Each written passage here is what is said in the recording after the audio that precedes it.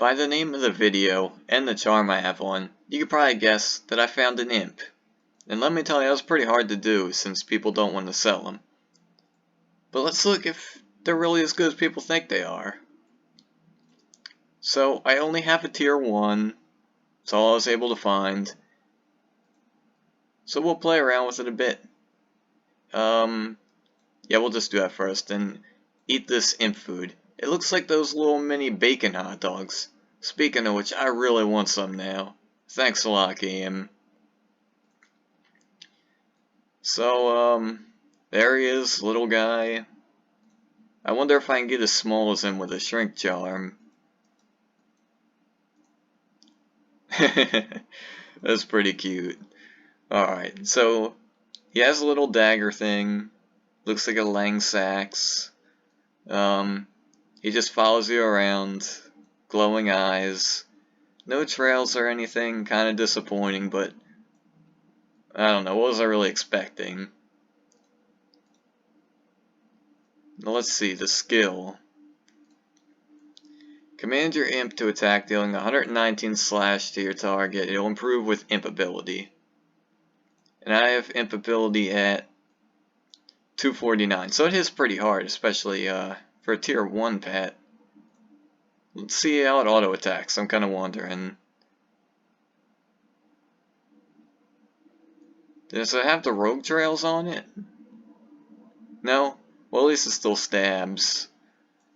So when you use the skill, let me reset them just to show you the range on this thing. Pretty much has the same range as a dragon. It can hit a critical. Not much else to say. So let's go to the pet shop real quick so we can look at the real comparisons here. Because I know most of you don't care about a tier 1. For good reason. You're not going to use a tier 1 on level 200 or anything. So about all I could show you with that's just the general look and feel of it. Alright, pet breeder. Imps. So we got 4 types. Just different damage types on them for the most part. Now look at this tier 6 imp. 35 slash damage. Do you know how much that is? It's a lot. It depends on how much strength and current equipped weapon ability you have. And Frenzy increases it too. An endgame warrior with Frenzy will probably get 500 damage out of that. Permanently. In addition to giving 240 strength and 240 focus, which is eh. I mean, the only thing it really works for is a druid, but you still got the strength and a massive amount of damage on it. And there is another type of imp, Soulbound. I'm not really sure about this one. We'll look at that later. But even though I wasn't able to fully... no. Even though I wasn't able to fully show you what a tier 6 does, I pulled a little something together for you. I asked an owner of a tier 6 imp how much damage the skill did, because that's the most important part of any pet, usually. And he gave me a few number points that I asked for. Because I found out that most formulas in the game use a square root, and square roots return a certain value at certain numbers, being whole numbers like the square root of 16 is 4 and stuff like that. So I asked him to grab me some square root numbers, I pieced something together, and figured out the tier 6 imp will do around 4,000 damage at 2200 ability, if the numbers are correct. Which is way more than a dragon, although it's physical, that's still insane, and it also doesn't have a DOT like the dragon, so more of its damage is in the initial skill, and only the initial hit of the dragon can crit, but since the imp only has one part of the skill attack, it's just 100% crit when it crits. Double damage on that. So with that, and comparing not only the skill, but the stats to a dragon, you see you got 120 everything, right? And critical. but there's no damage on this thing. The Imp, in every sense, is just a better version of a dragon. Dragons are completely obsolete now. But that doesn't mean it's better than every single pet. There's still some uses here. Like, phoenixes are good for PvP, because they reduce armor and make you hit more.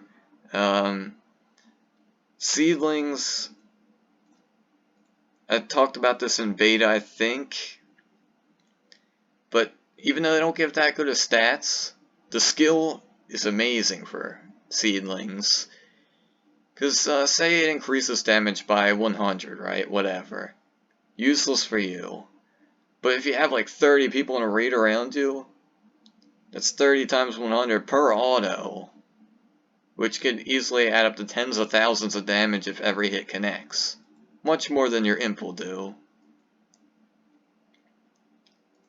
But one nice thing about our Tier 1 is that they just added the Refunding Mechanic. And because of how that works, we can refund our Imp for exactly 1 coin back, which is 100%, and we could buy a new one. How fun. And we could just mess around with all of them. I actually had the red one to match my health steed, but I sold my health steed. So yeah, now we're matching again. Pretty much. What's this skill do? Same thing. Alright, you're getting tossed.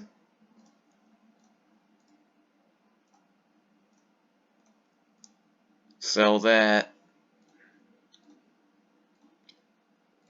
Buy this.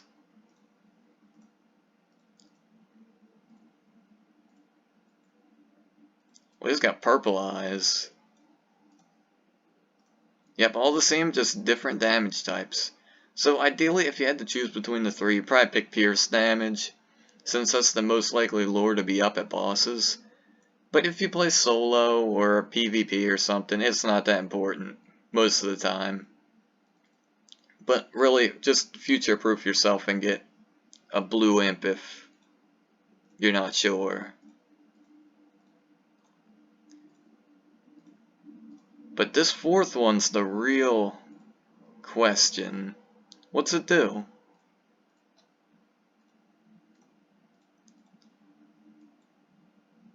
Blue eyes. It looks too much like the Pierce one, I think. Dex Vit is a tanky one, but unless it's something really OP, it's not going to be worth it versus Seedling or Reindeer. Dealing damage back to your enemies when you're attacked improves. It doesn't say how much. I guess we're going to have to figure this one out ourselves. What's a good place I can go? Shalmont Ravine. See if it does unresistible damage, or at least a lot of damage. So we have to get an enemy's armor to 0. Actually, no, is it? What type of damage is this thing? Whatever, we're just gonna wild card it and use the skill.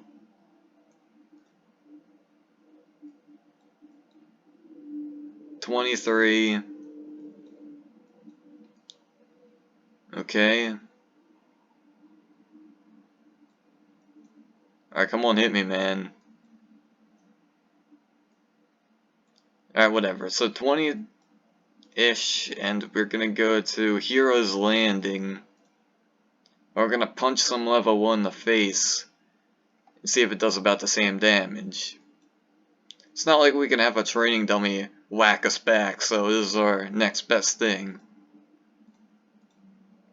Alright, come on. Let's go. Oh, 41.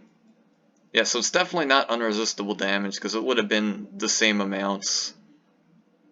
Couldn't tell you what type of damage it is, but this isn't that good.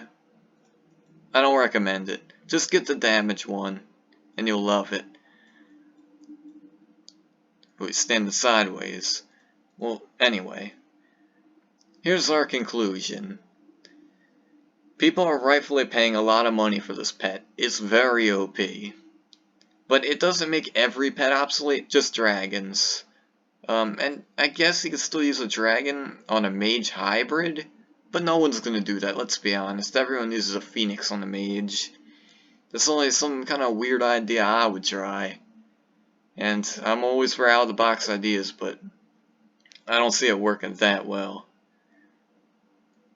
So if you find yourself in a position to be able to buy 6 of these things, go for it, as long as it's not too much. Because keep this in mind, you may be able to get the super OP pet, but that gold might have been able to been spent elsewhere to get you better gear for your money. And this pet might be around forever. It didn't say anything about being an event pet. We'll see. Anyway, that's all I got for you, and I hope you like my take on the Imp Pet.